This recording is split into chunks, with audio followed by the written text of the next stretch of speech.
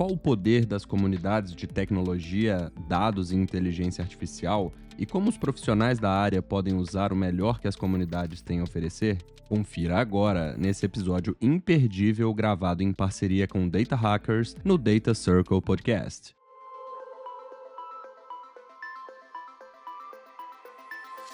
Bem-vindos e bem-vindas ao Data Circle Podcast, nosso podcast sobre AI e negócios, onde a teoria encontra a prática. Salve, salve, membros do Data Circle, a nossa comunidade que une a tecnologia com os negócios. Estamos aqui para mais um episódio do Data Circle Podcast com Monique Femme. Tudo bem, Monique? Olha, tudo ótimo. Obrigada pelo convite, por estar aqui com vocês. Eu tenho grande admiração pela comunidade que vocês construíram nos últimos tempos. E é uma honra estar aqui com vocês falando sobre um assunto que eu venho estudando há grandes e longos anos, essa grande realidade. Ninguém melhor para falar sobre comunidade, principalmente focado em tecnologia, do que Monique, que é head de comunidade no Data Hackers. E aí, Monique, me conta um pouco mais aqui sobre... Bom, primeiro, contextualizando, a gente está num evento, né, que aumenta ainda exemplifica bem o poder da comunidade, que é o AI Data Leaders, que está reunindo aqui os principais líderes de dados e inteligência artificial do Brasil, das principais empresas também, justamente para trocar ideia, trocar conhecimento, e a gente está falando de comunidade de dados aqui. Eu queria ouvir de você, que sabe bastante sobre o assunto, qual o seu posicionamento com relação à importância da comunidade de dados, por que as pessoas deveriam investir tempo e recursos em fomentar uma comunidade de inovação, enfim, queria ouvir um pouquinho de você sobre isso. Imagina, eu acho super importante a gente falar sobre isso, porque uma curiosidade também é que o AI Data Leaders foi o primeiro evento, literalmente, que eu já trabalhando com comunidades há quase 10 anos, que veio nessa formação e deu abertura primeiramente para o Data Hackers, que é uma grande comunidade desde 2017. Então, teoricamente, nós, como comunidade de tecnologia, fomos a primeira comunidade a estar em um evento de liderança, sem ser uma comunidade 100% focada em líderes. Então, a gente já começa a ver também uma evolução do mercado por essa aceitação e, ao mesmo tempo, essa porta de entrada que a gente também acaba abrindo, olhando por um certo preconceito também que o próprio mercado tem com algumas comunidades, no que tange essa maturidade que muitas comunidades perderam ao longo do tempo. E hoje a gente somos mais que uma grande comunidade, a gente vive um posicionamento já de um grande ecossistema, onde a gente tem 3 principais pilares, que são as empresas do mercado, que estão dentro da comunidade como um todo, os profissionais da área de tecnologia, e um terceiro pilar, que é o nosso pilar coração, que a gente pode dizer assim, que é não só a produção de conteúdos, mas principalmente ter essa curadoria dos conteúdos que são relacionados hoje, né, no Data Hackers, tanto a inteligência artificial ou até mesmo ciência de dados, sabe? E a gente acredita tanto em comunidade que a gente está fazendo um intercâmbio de comunidades aqui, né? Verdade. Juntando Data Hackers com Data Circle. Acho que exemplifica também um pouco da complementaridade das comunidades também, né? No final das contas, as próprias comunidades vão formando ecossistemas de troca de conhecimento, de contatos, networking ali, que acabam fomentando muito o crescimento das pessoas que participam, né? Como que você vê essa parte, assim, do benefício de você participar ativamente de uma comunidade, do porquê que alguém deveria se preocupar em acompanhar uma comunidade, na sua visão? Primeiro que, no final das contas, todos nós fazemos parte de um todo. E cada comunidade, dentro desse todo, é uma pequena parte que contribui para que todo esse ecossistema acabe acontecendo. Diferente de muitas comunidades que existam já no mercado, né, o próprio Data Hackers abraça e promove para que outras comunidades também consigam se desenvolver. Hoje a gente tem um público dentro do nosso ecossistema que vai desde um profissional que está dentro da área de tecnologia, numa camada mais técnica, até mesmo um profissional que também andou e que circulou ao longo da sua jornada e chegou na camada decisora. E aí a gente tem comunidades surgindo também nos últimos anos que são muito focadas ao perfil decisor, né? E acompanho vocês fazem muito bem isso, essa grande realidade. E esse fomento que as comunidades têm em apoiar ou abrir espaço para outras também faz com que a gente possa ganhar no tempo não só de produção de conteúdo, ou para que realmente a gente entre mais a fundo em determinados aspectos e conteúdos que a gente possa trazer para o mercado. Então, nesse complexo de que cada um faz parte do todo, a partir do momento que todo mundo se une com a sua expertise, a gente consegue fazer com que todo esse ecossistema ou essa comunidade que as pessoas vêm, né, apoiando nos últimos anos, seja algo muito mais estratégico e que a gente consiga também movimentar novos movimentos, novas discussões, ou até mesmo o ponteiro do relógio de muitos decisores ali que está dentro desse ecossistema como um todo. Ah, legal. E agora, pegando um pouquinho o gancho mais específico da sua trajetória, da sua história, o que te motivou lá no início a entrar nesse mundo focado em dados, inteligência artificial e também um pouco da comunidade? Como que foi seu caminho até chegar nessa atuação? Eu posso dizer que o meu caminho não foi planejado. Eu nunca escolhi a área de tecnologia. Nunca me imaginei estar atuando e liderar hoje o maior ecossistema de inteligência artificial e dados do Brasil. Nunca foi o meu sonho.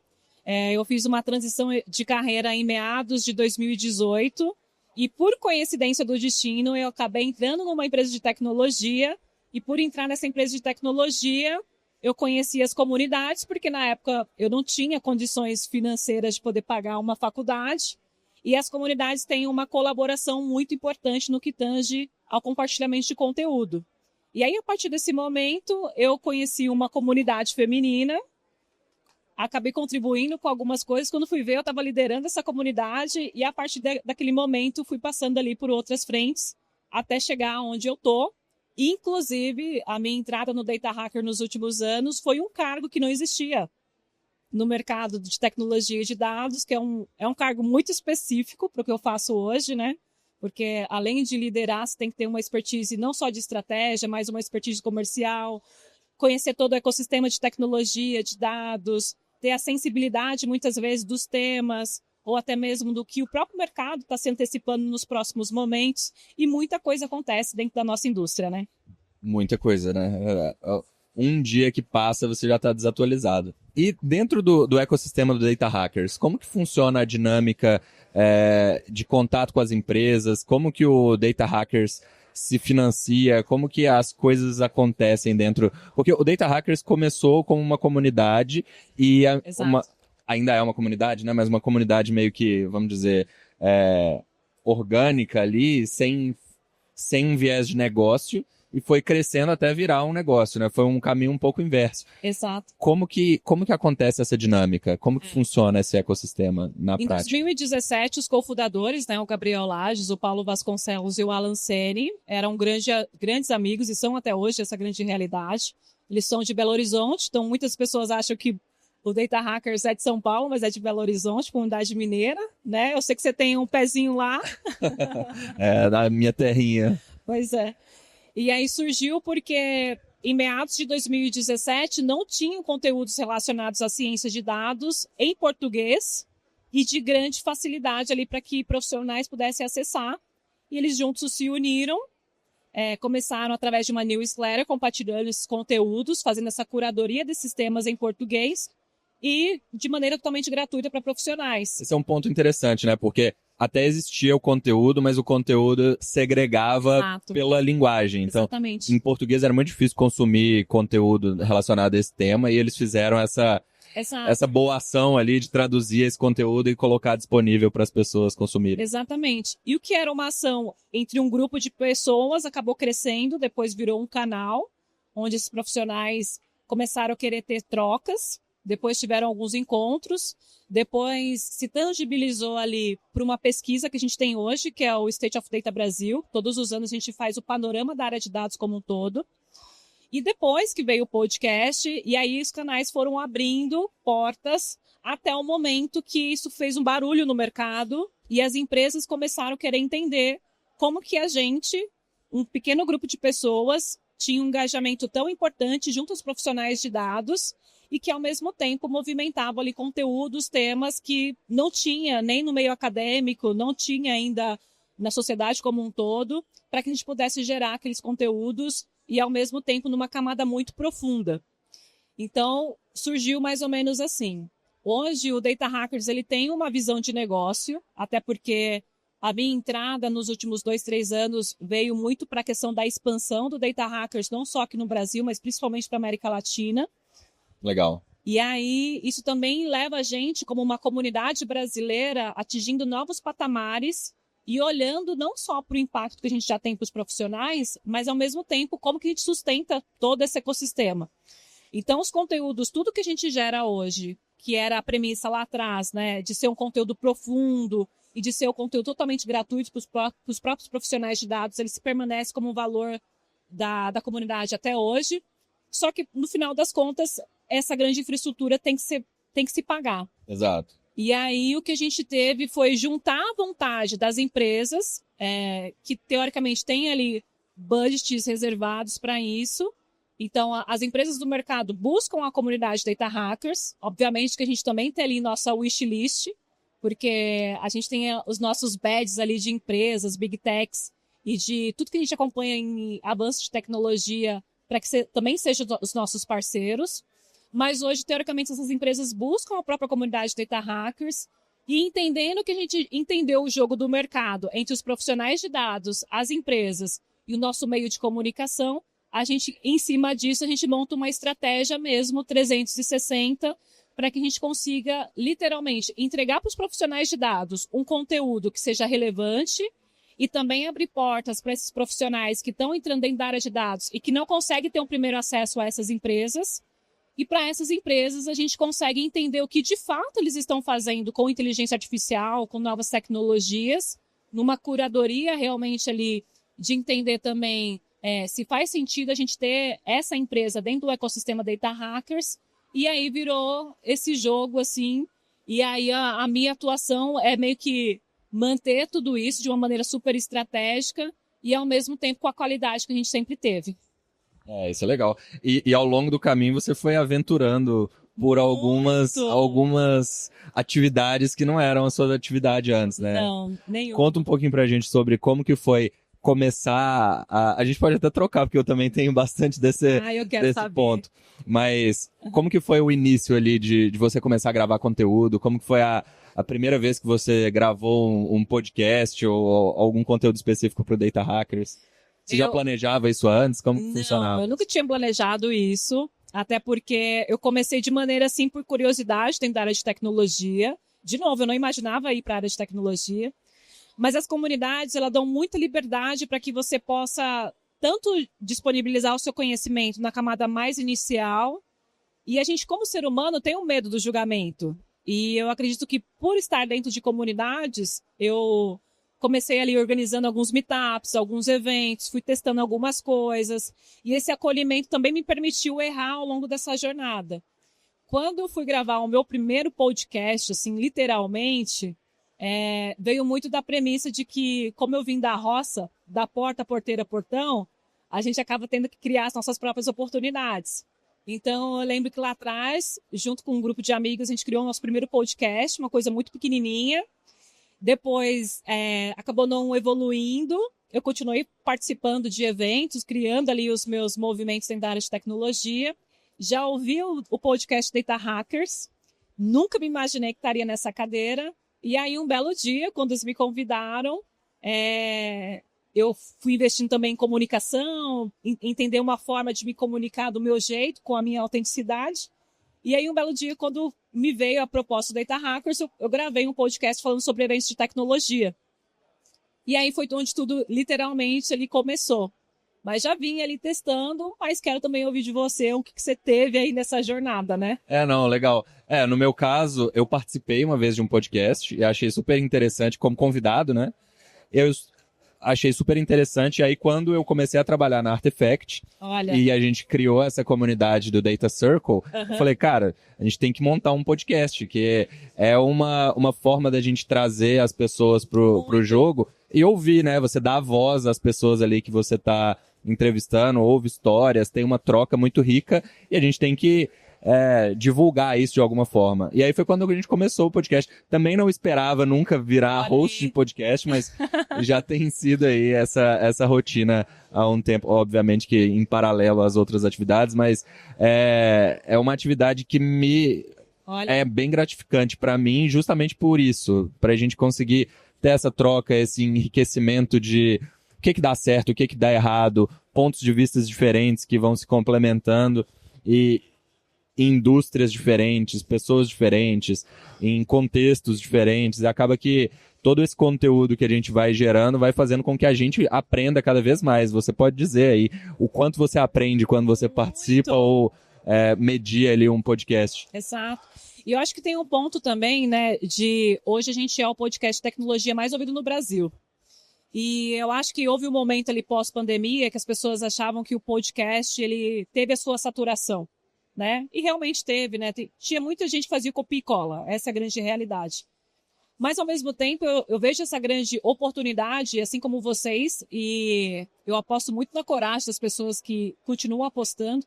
Eu acho que você criar e ter essa autenticidade, você se permitir viver esse processo, é o que faz com que você permaneça. Então, quando você falando assim, né, não imaginava ser o host, a gente foi testando, foi buscando esse caminho, e eu acredito que a maioria das pessoas deveriam testar esse tipo de formato. Mesmo que seja por um momento, assim, a curto prazo.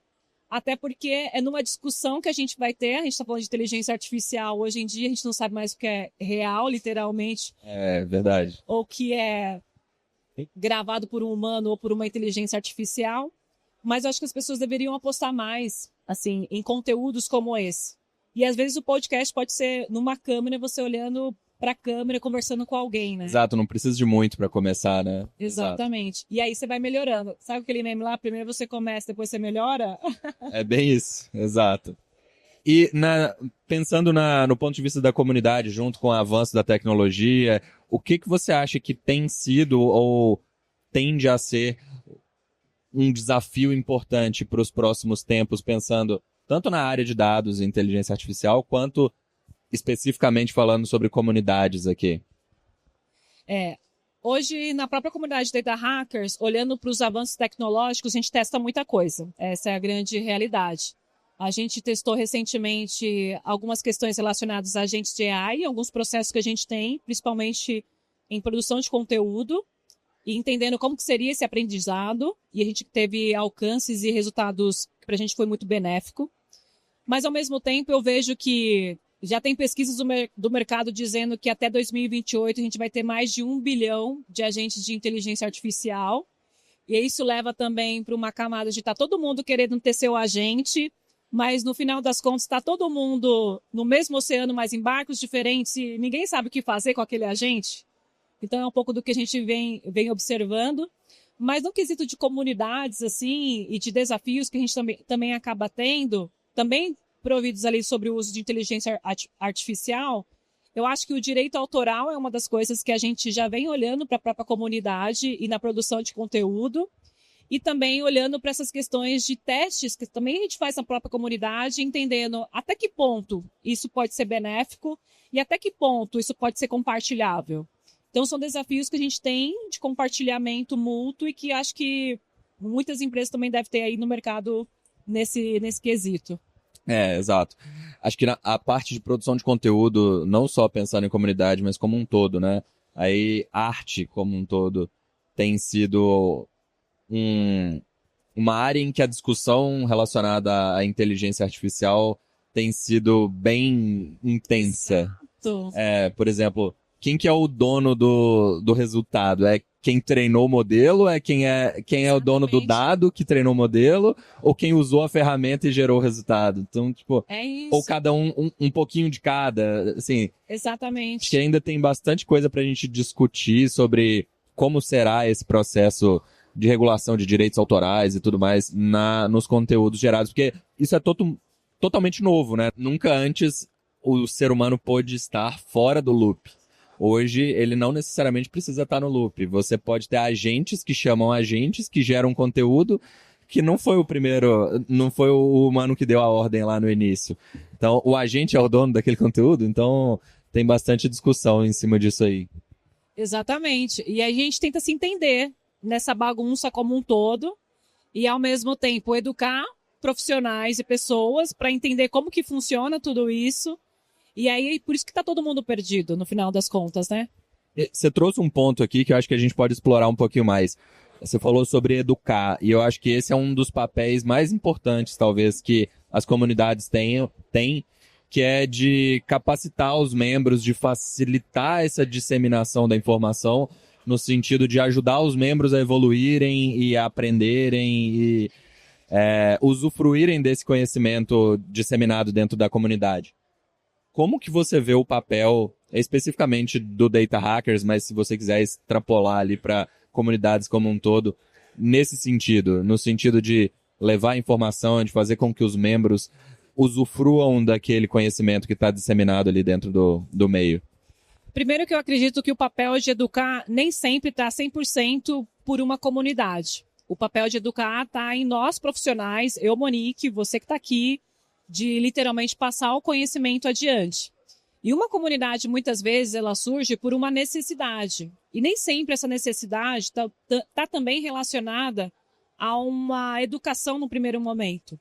Mas eu acredito que essa necessidade que também está enraizada em pessoas que têm o desejo em alguma camada, seja uma camada tanto interna quanto externa, de estar junto desses grupos que tentam resolver literalmente o próprio problema, e essa questão também relacionada em você também entender que existe um processo e você pode errar no meio do caminho, automaticamente você tem um processo de aprendizado e de educação, né? Tentativa e erro. É isso que acontece. Mas olhando no papel de uma comunidade, como um comunicador, os grandes influencers hoje em dia que estão aí no próprio mercado, existe também, como comunicador, uma necessidade de você educar o seu público sobre determinado assunto, assim como a gente utiliza inteligência artificial para o bem ou para o mal. Então, essa parte de educação do Data Hacker surgiu como um pilar lá no início, mas existem outras comunidades que o pilar de educação está dentro dessa construção e de missão e de processo de valores, mas não foi o primeiro pontapé. Foi o gatilho, né? Não foi o gatilho. E aí eu acho que o que a gente tem hoje, que as empresas também buscam das próprias comunidades, é essa grande colaboração. E aí você vê que é um processo de educar, não do que a gente está acostumado, de você sentar e você tem um professor e eu vou aprender a partir daquele momento sobre uma ferramenta nova, uma nova tecnologia. É um processo de colaboração onde todos aprendem, sabe? É uma coisa bem mais prática, né, do que aquela educação tradicional que a gente vê na escola, até na própria faculdade. É a pessoa testar, errar, mostrar o que deu certo, o que deu errado, e não sei com vocês, mas no nosso caso aqui, na maioria das vezes, compartilhar o que dá errado é até mais importante do que o que dá certo. Muito mais. Que aí acaba ou diminui aquela síndrome do super-homem ali, né? Tipo, tudo que eu faço dá certo, somos os mais avançados. Aí a pessoa se coloca numa posição mais vulnerável no sentido de, cara, a gente erramos por isso, Exatamente. isso e isso. Ó, que legal, vocês erraram por isso, isso e isso. Então não vou fazer desse caminho. Eu já sei que esse caminho não é uma boa ideia. Eu vou fazer por outro caminho. E é quando, de fato, acontece uma troca benéfica e relevante ali para quem está participando, né? Exato, porque no final das contas, o que a gente tem a sensação é que todo mundo quer a fórmula do sucesso. Mas são poucas as pessoas que estão dispostas a passar pelo processo. Só que é no processo que você cresce. É no processo de você começar o primeiro podcast que você entende que sua cadeira é sendo host do podcast, sabe?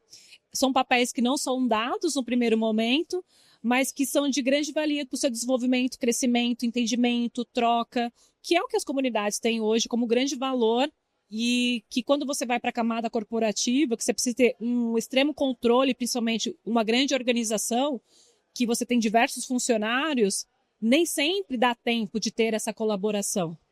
E aí, de novo, vem as próprias comunidades ajudando nesse processo também de formação dessas culturas, muitas vezes de empresas que crescem da noite para o dia, que não têm a sua cultura formada, para que a gente consiga também mudar um pouquinho do que acontece não só na sociedade, mas principalmente no mercado em geral.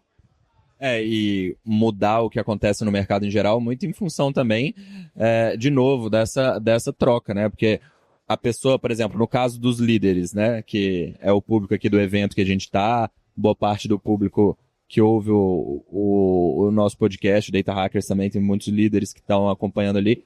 essas pessoas não necessariamente sabem o que elas estão fazendo. Exato. Existe parece que dentro da carreira você vai seguindo a carreira até que de repente você é um líder. Aí líderes são outras pessoas, mas não, é a mesma pessoa que foi evoluindo, ela ainda carrega dúvidas e ela ainda tem o peso da tomada de decisão e a responsabilidade se essa decisão estiver errada. E se você tem um lugar seguro para troca, você tem um lugar seguro que você pode compartilhar algum perrengue que você está tendo, né? Ou um aprendizado, etc. E outras pessoas poderem comentar em cima disso, tem 2 pontos. Exato. As pessoas aprendem, e 2, você vê que você não está sozinho nessa jornada também. Exato. E de novo, né? É um grupo de pessoas, uma camada de liderança. Quanto mais você sobe dentro dessa evolução na sua jornada, a sua régua de responsabilidade aumenta cada vez mais. E às vezes você não tem tanto tempo para testar, aprovar, porque a sua decisão impacta num todo, né? Enquanto você está numa camada muito técnica, às vezes, se eu deixei de treinar um modelo, ou se não é essa tecnologia que eu vou postar nesse momento, eu vou escolher outra e vou passar um tempo fazendo na mão, acaba sendo discussões... O peso da decisão é menor, né? Muito maior. Uma decisão errada numa camada mais estratégica pode quebrar a companhia. Exato. E ainda tem um outro fator, que quando você chega numa camada de liderança, existe uma questão da responsabilidade / o resultado, e você como líder também tem o papel de liderar. Como que a gente faz tudo isso ao mesmo tempo, né? Será que todo mundo está disposto a evoluir nesse processo e ao mesmo tempo ter essa disponibilidade? A gente não sabe, né? Dependendo do mercado, dependendo da indústria, da jornada daquele líder muitas vezes, e são eventos como esse, né? E até mesmo podcasts como esse, ou que a gente promove, que vocês também promovem para a camada decisora, que são capazes de falar do erro e ao mesmo tempo posso testar uma rota diferente, economizar talvez ali no tempo e também testando outras possibilidades que talvez o líder, que é mais solitário, muitas vezes acaba não enxergando. E, assim, puxando um pouquinho sobre os temas que são tratados ali também, e acaba entrando muito nisso que a gente está falando agora sobre o impacto na liderança do conteúdo e da comunidade, a gente acredita, e eu sei que vocês também, que a tecnologia ela serve ela tem algum propósito, né? Ela não é o propósito por si só. E a tecnologia aplicada nos negócios, ela tem um potencial imenso de geração de valor, como a gente tem visto na prática todos os dias ali. As empresas que conseguem sair na frente aplicando a tecnologia da maneira correta e tendo os experimentos e tendo essa mentalidade inovadora, principalmente com dados e inteligência artificial, estão tendo destaque. E muitas vezes o gatilho, a ideia, o início ali da inovação parte de uma ideia que a pessoa traz da comunidade. Então, às vezes eu troco com alguma pessoa, tem uma ideia que talvez não foi o que a pessoa inventou, ou o que a pessoa está fazendo, mas eu posso trazer para o meu contexto e aquilo me dá aquele momento eureka ali de começar uma ideia que dá muito certo depois. E ainda mais no contexto que a gente está de dados e inteligência artificial, que tudo muda o tempo inteiro, não necessariamente as pessoas sabem tudo o que vai acontecer, mas elas precisam fazer. Exato. E a gente no Data Hackers, a gente tem semanalmente as notícias da semana dentro da área de dados. E antigamente a gente tinha, quando surgia uma nova tecnologia, você adquiria aquela tecnologia, implantava e ok. O processo para isso acontecer, uma nova atualização, às vezes demorava 1 ano depois, 2 anos depois, 5 anos. Hoje uma tecnologia surge, semana que vem já tem uma nova atualização, já tem 5, 10 ferramentas ali competindo com ela, e cada vez fica mais difícil, muitas vezes, você testar e ver o que realmente funciona. Exato. Um outro fator que a gente não tem aqui, principalmente no Brasil, é a questão da regulamentação. Então é muito difícil também as empresas criarem e essas lideranças terem políticas da noite para o dia no que tange no uso dessas tecnologias, e ao mesmo tempo ter o respaldo que deveria ser dado, né, no uso de inteligência artificial. Claro que a gente tem algumas regulamentações e leis que já são vigentes, mas ainda assim, né, é tudo acontecendo ao mesmo tempo. Agora imagine essa liderança que chega nessa camada, tendo que decidir tudo isso e ao mesmo tempo se preocupar com as necessidades e problemáticas do dia a dia que sempre acontece, né? Exato. E a gente sabe, né, quem acompanha as novidades do mercado, um problema hoje, vamos dizer, há poucos meses atrás, a gente ainda não conseguia checar a fonte da informação, por exemplo, no chat GPT. Super. E ele inventava alguma coisa ali, você não sabia se era verdade, se era mentira. Alienava, né? Exato. Aí agora você pega, já tem o que era um problema, já tem a solução. Aí começa a ter outro problema. E daqui a pouco tem um outro lançamento, aquele problema já não existe, já é outro problema. E o que era uma viagem há pouco tempo atrás, há 1 ano atrás, que é a questão dos agentes, de fato, hoje cada vez mais é uma realidade. E toda aquela história do Gen AI, que é só um chatbot que fala abobrinha, já consegue marcar uma passagem pro dia que você quer, reservar um hotel e já marcar na sua agenda que você vai estar de férias. Então, exato. Eu até falei sobre isso esses dias. Teve um vídeo do Mark Zuckerberg, acho que, sei lá, uns 4 anos, 10 anos atrás, que ele acordava e ele falava da Jarve, que era um agente ali, que ia ajudar ele em todas essas tarefas.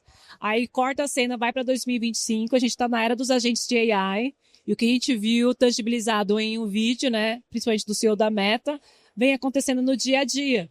E aí, existe também um contexto, né, a gente passou pelo Pix, né, quem dirá você também educar toda essa população, essas pessoas que mal também estão utilizando o chat GPT, para ter também esse discernimento de entendimento, como que eu faço isso, né?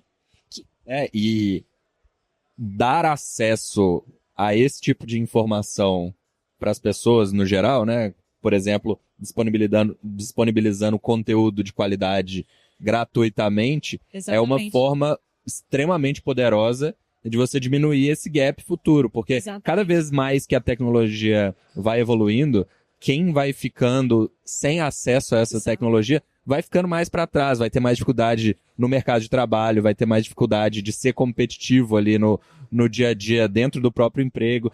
Então, essa quase que esse serviço, não diria social, mas acaba sendo um serviço social, Exatamente. sim, de trazer essa informação para um público que está ali, muitas vezes sem ter esse contato com a tecnologia, faz com que as comunidades tenham um impacto muito grande ali dentro da sociedade como um todo. Sim, muito. E aí a gente volta de novo para a primeira pergunta, né? Lá do início, sentados aqui conversando sobre esse impacto que as comunidades têm.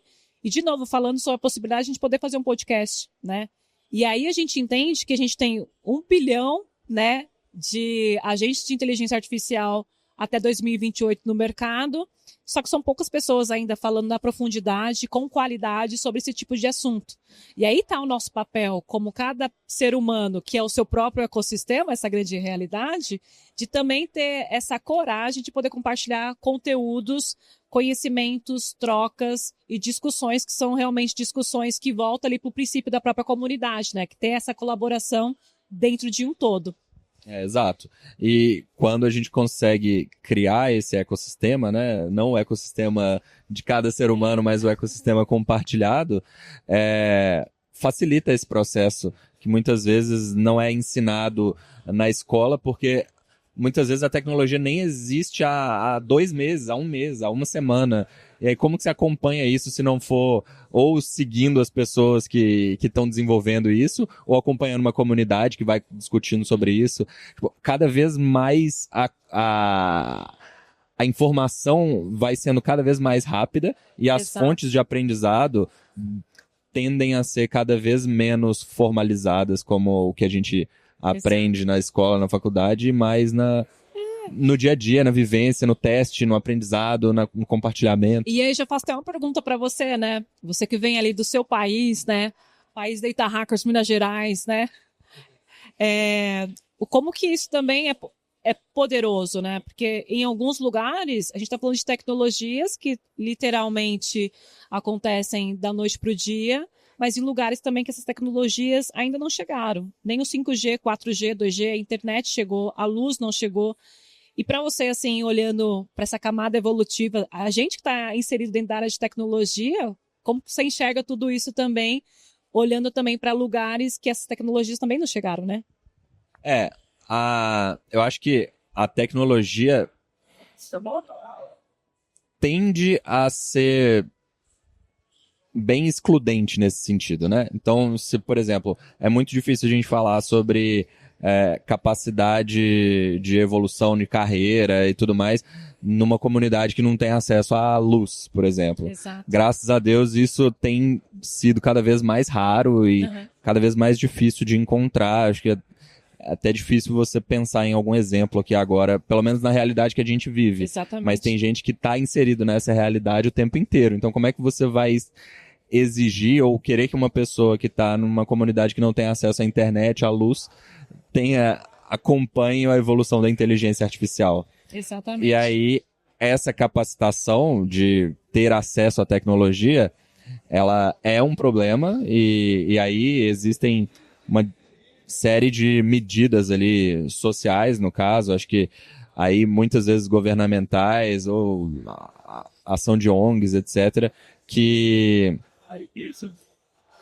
podem diminuir um pouco desse impacto, mas dentro do possível, vamos dizer assim, né? Se a pessoa tem acesso à eletricidade, à luz, tem um computador ou tem um celular, ela já consegue, se ela tiver esse gatilho, se ela tiver esse incentivo, ela já consegue hoje consumir muito conteúdo de muita qualidade de uma maneira gratuita, né? O que Exatamente. há pouco tempo atrás você teria que pagar caro para ter isso num curso, Exatamente. num curso formal ali, né? Ou que seja um curso de uma faculdade que você precisaria não necessariamente pagar, porque pode ser pública, mas teria que passar no vestibular e demorar anos ali. Mas esse conteúdo de novidade, de tudo que está acontecendo agora, ele vem gratuitamente em muitos canais. Sobre isso. E eu falo muito sobre isso porque eu vim, né, de uma zona rural onde a tecnologia, teoricamente, eu nunca me imaginei trabalhar tecnologia porque tecnologia não chegava. Então, o que acontece hoje de uma questão, quando a gente fala sobre o uso de inteligência artificial, você utilizar uma nova tecnologia, é porque aquilo não faz parte da grande maioria de nós brasileiros. Mas, no meu papel como liderança, sabendo que desse dado, que acaba sendo até excludente, qual que é o meu papel também? Porque talvez com quem eu estou me comunicando aqui seja uma pessoa literalmente que não vai ter o acesso à tecnologia. Mas o fato de eu falar sobre ela vai fazer com que em algum momento, quando alguém tiver um insight sobre aquela tecnologia ou sobre um assunto que a gente está conversando aqui, de fazer o nosso papel, de deixar a nossa trajetória, a nossa história, possa conectar a outras pontes e aquilo ser algo maior. Eu sempre falo que uma decisão pode impactar gerações. E a decisão da gente estar aqui hoje conversando vai impactar talvez a geração do meu filho, que tem 11 anos. Claro. Né? E muitas vezes acaba sendo uma decisão, né? Exato. Realmente uma decisão, não necessariamente o acesso em si, porque, vamos lá, existe a pessoa que não tem acesso à tecnologia, que é um caso social que tem que ser tratado com a devida seriedade, mas tem a pessoa que tem o acesso, mas não busca. Exato. E essa pessoa que tem o acesso, mas não busca, está perdendo uma oportunidade muito grande. E o que a gente está vivendo agora aqui, talvez a gente não viva uma revolução tão grande tecnológica sei lá, desde que inventaram a internet, talvez.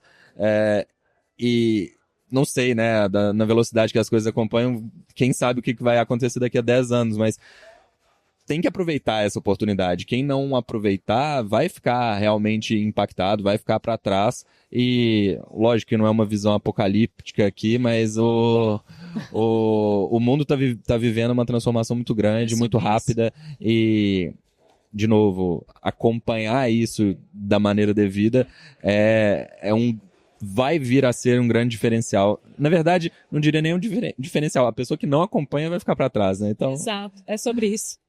É sobre isso. Mas é isso, Monique. Acho que daria pra gente ficar aqui muitos anos, uma série das comunidades de dados e inteligência artificial, o impacto da tecnologia na vida das pessoas e como que isso tudo vai reverberando aí por gerações futuras. Mas, bom, o nosso tempo vai chegando ao fim, mas vamos te convidar aí para outras vezes a gente continuar esse assunto que é muito relevante. Obrigado pelo seu tempo, obrigado pela participação. E se eu pudesse deixar uma mensagem final aqui, que eu sempre falo para as pessoas, né? Porque hoje, estudando comunidades há quase 10 anos, uma das questões que eu estudo hoje agora é a questão relacionada aos ecossistemas, né? Por que a gente tem tanto ecossistema formado e a gente não sabe sobre isso? E a primeira coisa que você aprende quando você vai estudar essa parte de criação, criatividade, inovação, e uma das coisas que me encantou muito é saber que a criação ela é a extensão de quem você é. Então, enquanto você, como profissional, está criando, significa que você está tangibilizando aquilo que você tem, que você traz de dentro para fora. E é por isso que eu falo que o mundo é de quem faz. Então, quando eu vejo projetos, principalmente não só como Data Hackers, que me brilhava os olhos e hoje eu tenho a possibilidade de ter diversas criações, diversas estratégias, e tá aqui com vocês, que também em algum momento alguém pensou em criar algo que ainda não existia, vai muito na camada de que o mundo é de quem faz. Então, eu agradeço por estar aqui com vocês, porque vocês também têm muita coragem diante daquilo que vocês fazem dentro da área de tecnologia, principalmente numa camada decisora, e é uma honra estar aqui com vocês, e vocês estão aqui no meu coração. Obrigado, Monique. Prazer ter você aqui. E é isso, pessoal. Muito obrigado. Acompanhe aí que semana que vem tem mais. Até lá. Até mais. Tchau, tchau. Tchau, tchau.